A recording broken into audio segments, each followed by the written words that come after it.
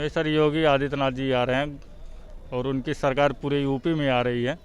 और मैं ये भी कहना चाहूँगा आपके माध्यम से, जो लोग महंगाई की बात करते हैं जी, तो महंगाई तो समय समय के हिसाब से बदलता रहता है। बढ़ती है जी, पहले लोग, हम अक्सर ये न्यूज़ पे देखते हैं कि लोग बात करते हैं कि 450 रुपये सिलेंडर था, अभी 950 हो गया, 1000 हो गया।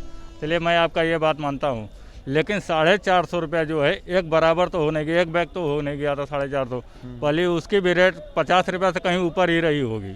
तो धीरे धीरे ये होता है, बदलता है कि जैसे पहले लेबर जो मजदूर काम करते थे, मतलब समय के साथ साथ महंगाई बढ़ती है। जी, जो पहले मजदूर काम करते थे उनके 100 रुपये 150 रुपये इस तरीके से थी, आज वो 400 रुपये पा रहे हैं। तो एक बात बताइए, पेट्रोल का रेट बात करते हैं। पेट्रोल का रेट आज़ादी के बाद से 65 साल लगे 65 रुपये होने में, और 7 साल में 100 के प्लस चला गया। ये जी सर, इस मुद्दे पे भी मैं कहना चाहूँगा कि मतलब समय के हिसाब से, जो अभी मैंने बात कही है कि समय के हिसाब से हर एक चीज़ बढ़ता है।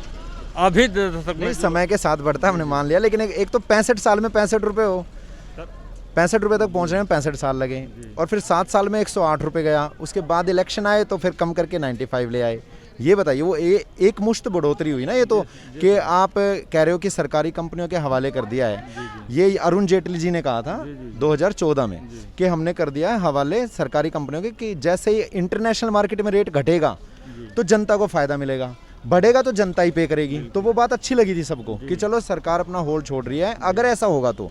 लेकिन फिर हमने देखा 2016 से 17 के बीच इंटरनेशनल उससे 1/3 गया। तो मैं इस बात पे बिल्कुल, लेकिन फिर इनके यहाँ से 50 पैसे भी कम नहीं हुआ, ऊपर से 2-2 रुपये 2-2 रुपये हर रोज हर दूसरे दिन ही बढ़ता रहा। इस पे बताइए। जी सर, इस पे मैं बताना चाहूँगा, जो पेट्रोल गाड़ियाँ हैं जो मतलब टूरिस्ट में चलती हैं या डीजल गाड़ियाँ हो, डीजल पे भी मैं बात करूँगा, जो भी चलती हैं उस पे कहना यह है कि जो पहले, जैसे मान लीजिए हम अगर किसी लोकल में ऑटो से जाते हैं, डीजल पे बात कर लेते हैं पहले, उसके बाद पेट्रोल पे भी आएंगे।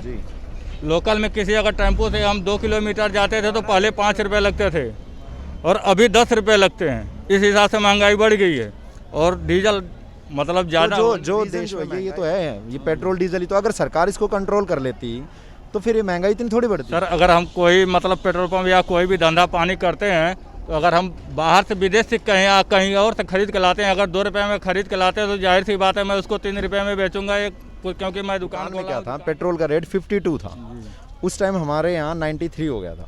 तो मैंने उनसे यही पूछा था वहाँ पे भी कि जब भूटान में रेट आप 52 कैसे बेच रहे हैं, जबकि भूटान तो प्रोड्यूस नहीं करता, और भूटान खरीदता कहाँ से, इंडिया से खरीदता है। वो कह रहे हैं हम 37 लेते हैं इंडिया से।